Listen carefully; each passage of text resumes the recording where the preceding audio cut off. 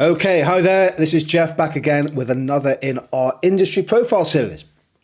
So far, we've looked at water, cinemas, and now let's think about the UK supermarket industry. One area that examiners are really keen to stress ahead of students taking their papers is for them to showcase their knowledge of the subject and add contextual application to their answer. So hopefully this short update video series on key market structures will help. The UK retail grocery sector is probably best described as an oligopoly, but also a contestable oligopoly, in particular the emergence of new and fast-growing discount chains. So the dominance of the big four, Tesco, Asda, Sainsbury's and Morrisons, has come under increasing threat, increasing challenge from the deep discounter chains, headed of course by Aldi and Lidl. In just literally 5 years ago, those two businesses together had a combined market share of 10.7% in the UK retail grocery sector. But by the spring of 2022, the latest data I have is that their share together has now grown to 15.4%. And in doing so, they've overtaken businesses such as the Co-op and Waitrose. Now, these businesses, Aldi and Lidl, often have a different business model. We'll talk a bit about that in this short video, based on rapid organic growth and a range of cost strategies in particular designed to allow them to sell at relatively low prices. Now, the UK supermarket sector is a favoured case study for exams. There's lots of different aspects of microeconomics that you can look at, both supply and demand theory, elasticities, cost and revenue curve analysis. So you might think about different business objectives and also different pricing strategies, because of course if you have a different objective, that's going to lead to different prices. Growth maximisation, for example, is different to profit maximisation. The economics of organic versus external growth of businesses. The sources of and the impact of internal economies of scale. Lots of scope there for diagrams. And in this kind of sector, what are the extent and significance of barriers to entry in the industry? This is clearly a sector also that has been impacted by the pandemic. The changing patterns of spending of consumers, in particular as we've seen the shift to working from home, and if you like, the substantial fall in convenience store sales in city centres, for example. The supermarkets are big players in the labour market. They're some of Britain's biggest private sector employers. Perhaps this will be a way of thinking about monopoly power. And as we head into 2022-23, continued supply chain problems facing the retailers, and in particular how do supermarkets respond in terms of their pricing and their strategy to the cost of living crisis. And of course, no sector is immune from intervention. We might think about the impact of government policies such as furlough and the national minimum wage. Quick look at market share. So let's look at two charts here. A share of grocery stores in Great Britain from 2017 to 2022. This was the picture in 2017. I left out some of the independents and things. These are the big players. And Tesco was way ahead of Sainsbury's and Asda and Morrisons. Aldi and Lidl were there, but relatively small players. They were both, well, certainly Lidl was smaller than the Co-op, for example. This is what happened by 2022. Can you see the change there? Let's quickly go back. 2017, 2022. So let's put the two together. So these are the shares in the grocery market share. And you can see clearly that Aldi and Lidl have made substantial progress in terms of their market share. Others have fallen back. Waitrose has fallen back, for example. So too has Asda and Sainsbury's, and to a lesser extent Tesco's. You can measure the concentration, of course, of an industry by the 3 or the 5 firm ratio. I've taken the 3 one, that's looking at Tesco, Sainsbury's and Asda, which was sold by Walmart, wasn't it, I think a year or two ago.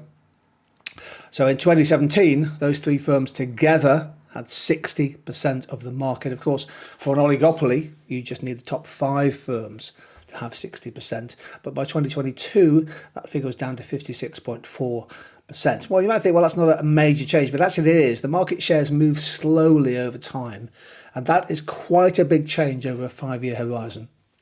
And keep in mind, of course, that this is a multi-billion pound industry. Huge amount of consumer spending goes through the supermarkets, so small percentage changes can have big effects on revenues and profits. Aldi, of course, has been one of the fast growing businesses. I just wanted to show you this chart. Aldi has essentially grown organically. A lot of students think organic growth is slow growth. Well, not the case. Look at the number of stores that Aldi has in the UK. over the last 10 years or so.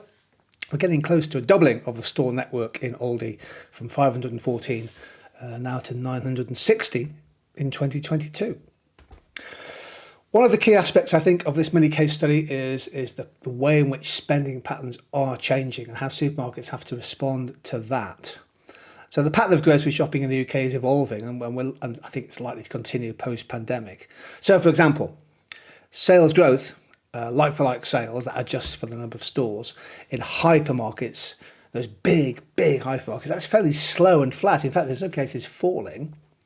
Whereas sales growth with the discount stores, Aldi and Lidl, and also the smaller convenience store formats that the supermarkets, the big ones, like Tesco and Sainsbury's are developing, they're stronger. The pandemic has accelerated a switch to online shopping. I'll show you a chart on that in a second. And clearly that has consequences for supermarket costs. How do they fulfill those orders? How do they make money from it? And also for a number of occupational labour markets, which we'll discuss. There's some evidence, by the way, that supermarket sales and in the leading city centre convenience stores have collapsed. Because, of course, there was this steep fall in the number of people travelling and working from offices and things. And supermarkets relied heavily on that footfall before work, at lunchtime, of course, and on the way home. Yeah, this is quite interesting. This is the market value of grocery retail in the UK by channel. It's all in billions of pounds. And you can see, for example, that hypermarkets, this is forecasting for the next 2 or 3 years. Hypermarkets spending very, very flat. Likewise, the supermarkets. Convenience stores up a bit. The discounters up quite a bit in percentage terms, a 5 billion increase. And a big increase in online, of course. Online retail sales. Here we go. This is all retail sales, not just grocery, but this is all retail sales in the UK. And what a steep increase. It was already rising, clearly. It doubled between 2012 and 2019. But then look at the impact in 2020 during the pandemic, and again in 2021. So online retail sales obviously climbing dramatically. And it's interesting to think about the economics of that. This is just expressing the data in a slightly different way. This is the share of food retail sales made online in Great Britain from 2018 through to the start of 2022. And you can see again the impact of the pandemic. That sudden lift from about 5% to more than 10, 11%. It's stabilised since then, but obviously we're not going to go back to where we were before. And these are the top online stores in the UK by e-commerce net sales. Actually, this is expressed in millions of dollars. It's an international league table just with the UK. Amazon way out ahead, including, of course, Amazon Pantry, which is a competitor to some of the supermarkets. Tesco, early first mover advantage. They were quite early into Tesco online. A friend of mine actually from university helped set that one up. Argos, big business. Sainsbury's, of course, is now part of Argos. Currys, John Lewis, etc. So these are the big online stores. And again, think about the economics here, the extent to which these businesses, as their online capability grows, as their capacity increases, think about how these businesses can achieve economies of scale and what that means for costs, prices and profits. This chart is, again, just showing the sort of the online retail sales by sector. So you can see that food stores went up.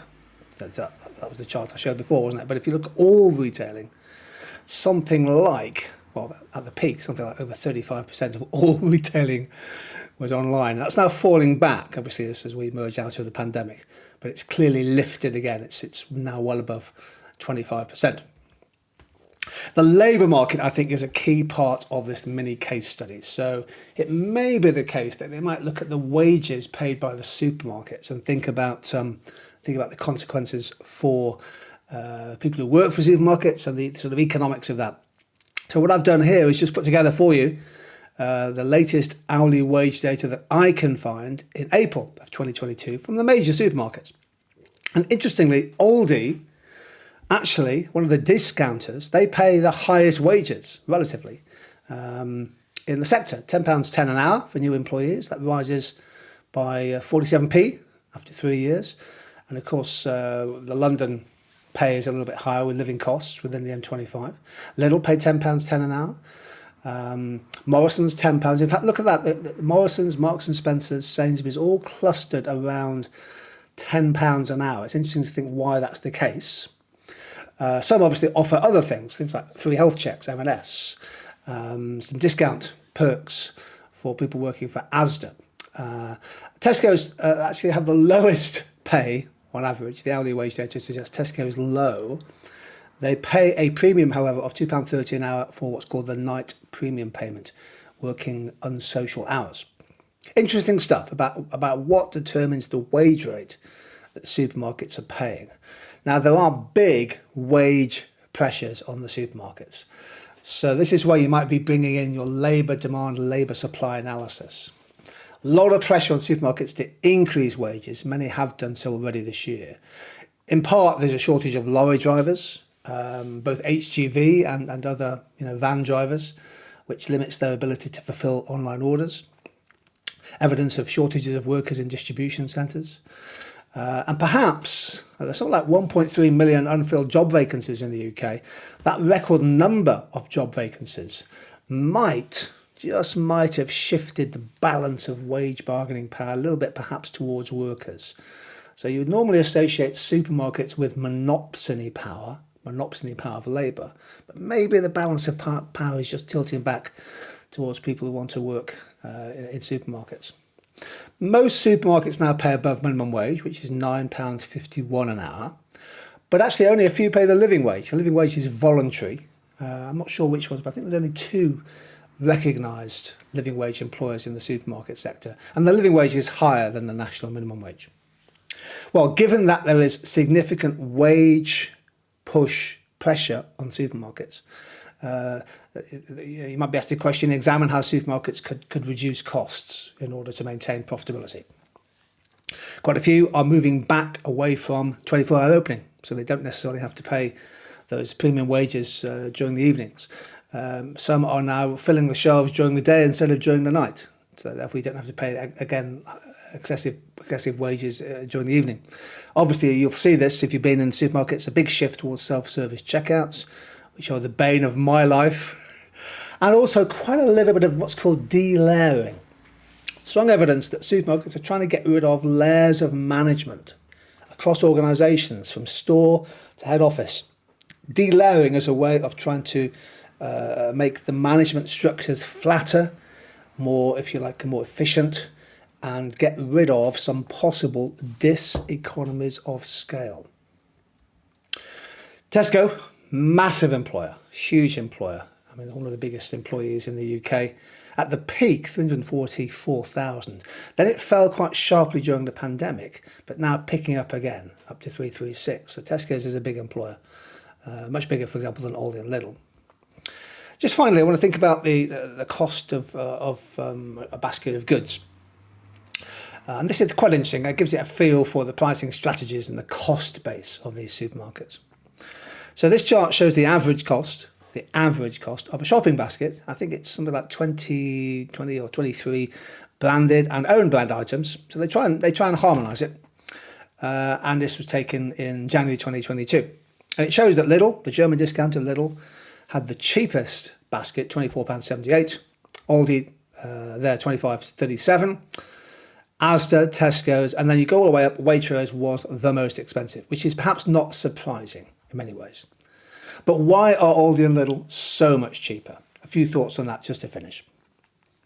Well, the first point is that they don't stock as many items as in the typical supermarket. So they have a smaller range of products. And if you're selling less range of product, it means you can probably buy more of them in bulk.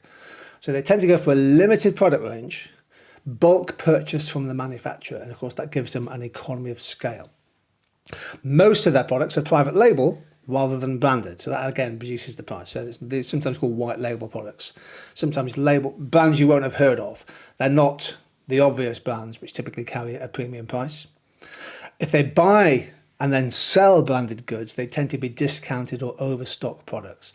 So, for example, they might sell some Heinz baked beans or something, but it'll be discontinued stock or overstock products. So they tend to buy the excess capacity of some of the branded manufacturers.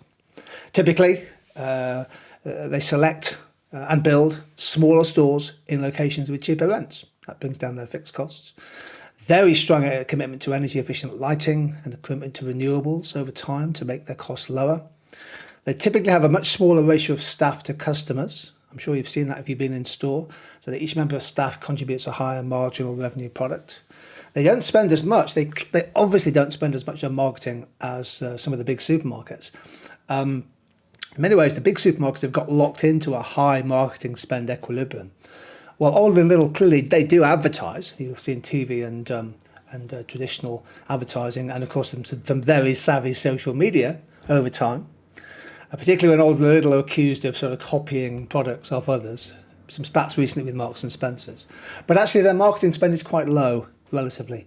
And again, that brings down their fixed cost. Now, can you visualise a diagram? If you have low fixed costs, what does that do to your profits? And typically, they don't open 24 hours a day. They have shorter opening hours ordinarily. So they try and pack in more into the day. And that avoids unsocial hours payments. So I think this slide is quite good, quite handy, quite helpful for understanding why Aldi and Lidl can charge lower prices for the shops. Of course, fundamentally, they go for low profit margin and high volume sales. So their pricing is designed to capture extra sales.